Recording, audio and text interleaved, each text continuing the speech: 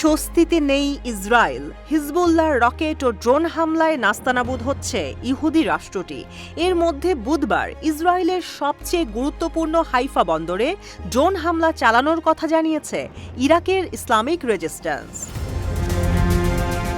আল মায়াদিনের এক প্রতিবেদনে বলা হয়েছে, স্থানীয় সময় ৪ সেপ্টেম্বর সকালে ইসরায়েলের ওই বন্দরটি টার্গেট করে ড্রোন হামলা চালায় ইসলামিক রেজিস্ট্যান্স ইন ইরাক। এক বিবৃতিতে প্রতিরোধ গোষ্ঠীটি বলেছে, গাজা উপত্যকায় ফিলিস্তিনি জনগণের বিরুদ্ধে ইসরায়েলি দখলদার বাহিনীর গণহত্যামূলক কর্মকাণ্ডের প্রতিক্রিয়া হিসেবে হাইফা বন্দর টার্গেট করে ড্রোন হামলা চালিয়েছে ইরাকি যোদ্ধারা। গণহত্যা বন্ধ না হওয়া পর্যন্ত ইসরায়েলি দখলদারিত্বের বিরুদ্ধে অভিযান চালিয়ে যাওয়ার এবং ফিলিস্তিনিদের রক্ষা করার প্রতিশ্রুতিও দিয়েছে গোষ্ঠীটি। এদিকে আইডিএফ দাবি করেছে, ইসরায়েলের দিকে অগ্রসর হওয়া ড্রোনটি আকাশ প্রতিরক্ষা ব্যবস্থার মাধ্যমে প্রতিহত করা হয়েছে।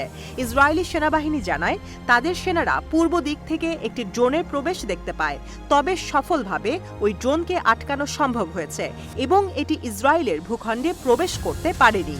এছাড়া কোনো ক্ষয়ক্ষতির ঘটনাও ঘটেনি। ইসলামিক রেজিস্ট্যান্স হাইফায় ড্রোন হামলার দায় স্বীকার করেছে।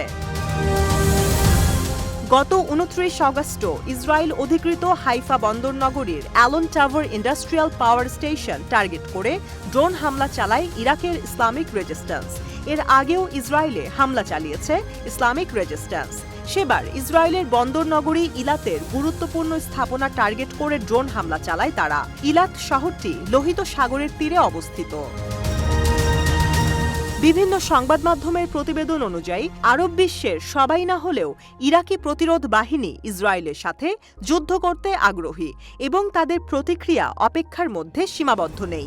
ইয়েমেনের যোদ্ধাদের মতো ইরাকিরাও প্রায়ই আমেরিকা এবং ইসরায়েলের প্রতি তাদের যুদ্ধবাদী মনোভাব প্রদর্শন করছে।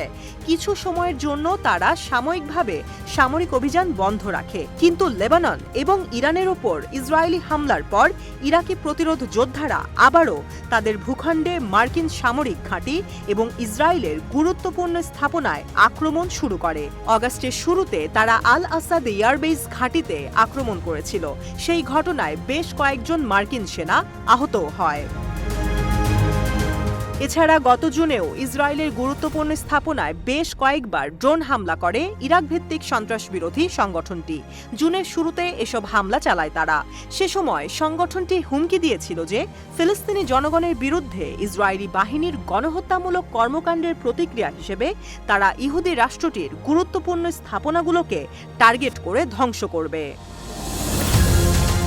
গত বছরের ৭ অক্টোবরের পর থেকে গাজায় অভিযান শুরু করে ইসরায়েলি বাহিনী। প্রায় ১০ মাস ধরে গাজায় তাণ্ডব চালাচ্ছে ইহুদিবাদী সেনারা। গাজায় যুদ্ধ শুরু হওয়ার পর থেকে ইরান সমর্থিত বিভিন্ন সংগঠন এবং হামাসের মিত্র হিজবুল্লাহর সদস্যদের সাথে প্রতিদিনই ইসরায়েলি সেনাদের সংঘাতের খবর পাওয়া যাচ্ছে। এছাড়া ইয়েমেন, লেবানন এবং ইরান থেকেও বিভিন্ন সংগঠন ইসরায়েলের বিভিন্ন গুরুত্বপূর্ণ স্থাপনায় হামলা চালাচ্ছে। সংগঠনগুলো বলছে, গাজায় গণহত্যা বন্ধ না হলে ইসরায়েলকে টার্গেট করে হামলা চলতে থাকবে।